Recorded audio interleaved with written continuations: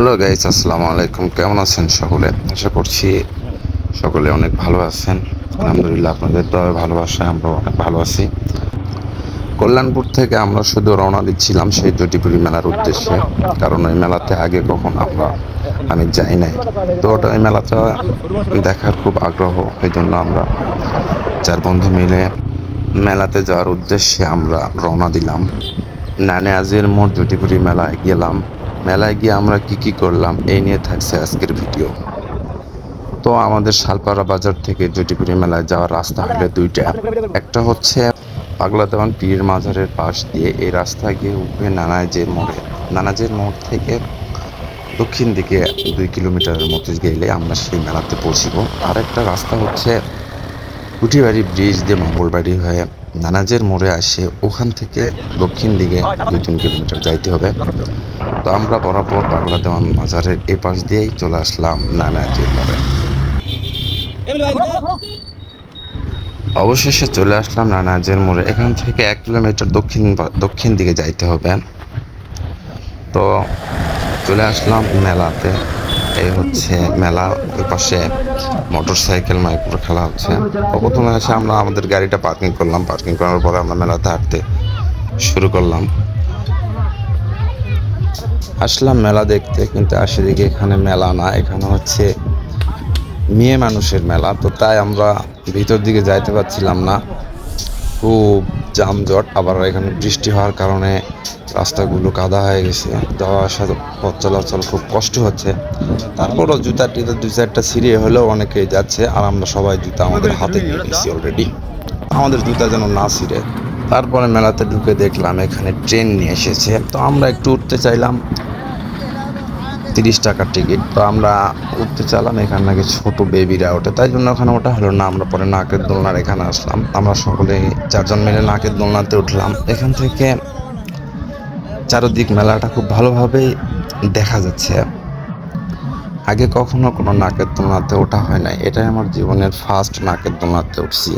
শুনছি নাকের দোলনায় উঠলে নাকি অনেকে প্রস্রাব করে দেয়, তো তাই জন্য একটু ভয় ভয় লাগতেছে। আমরা নাই করলাম, কেন আমাদের পাশে যে অন্যান্য যে সিটগুলো আছে ওখান থেকে যদি কেউ প্রস্রাব করে দেয় তাহলে তো আমাদের গায়ে পড়বে, এটা নিয়ে একটু টেনশনে ছিলাম।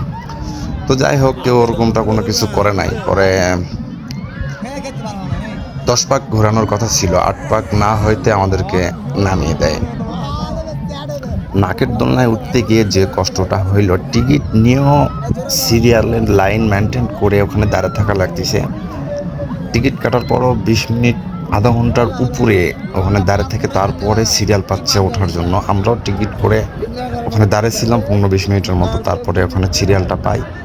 গিয়ে আমরা 4জন উঠে আমরা নাকের দোলনায় মজা নিলাম। তো তারপরে এখন 10 পাক হয়ে গেল, এখন তো নামায় দিবে। শেষ আমাদের 30 টাকার ডোজ। এদিকে দুপুর গড়িয়ে বৈকাল হয়ে গেল, তাই একটু ক্ষুধা ক্ষুধা ভাব চলে আসলো। সবাই মিলে একসঙ্গে আমরা জিলাপি খেলাম। 500 গ্রাম জিলাপি নিয়ে 250 গ্রাম থাকে যাচ্ছে, কেউ খাইতে পারছে না। যত হারে ধোঁয়া বের হচ্ছে, আমি তো মনে করলাম যে এটা ভ্যাব।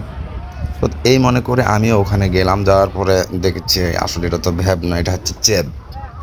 তো ভ্যাব মনে করে গেলাম যে একটা ভ্যাব নেব, কিন্তু নেওয়া হলো না। পরে এটা ভালোই লাগলো। 40 টাকা করে বাটি, উড়িয়ে গেল আমাদের 40 টাকা হাওয়ায়। তো যাই হোক, এটা শেষ করে আমরা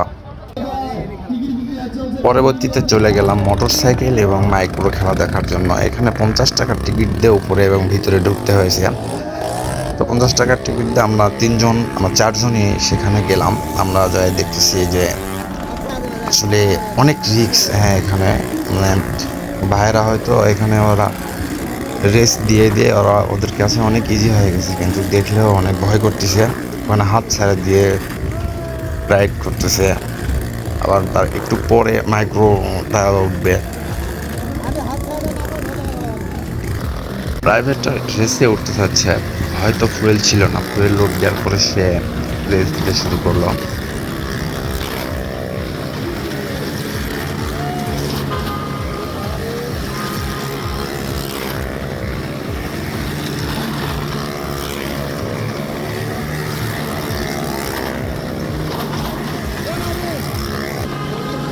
তো অবশেষে শো শেষ হয়ে গেল, আমাদের 50টা টাকাও মাটি করে দিল।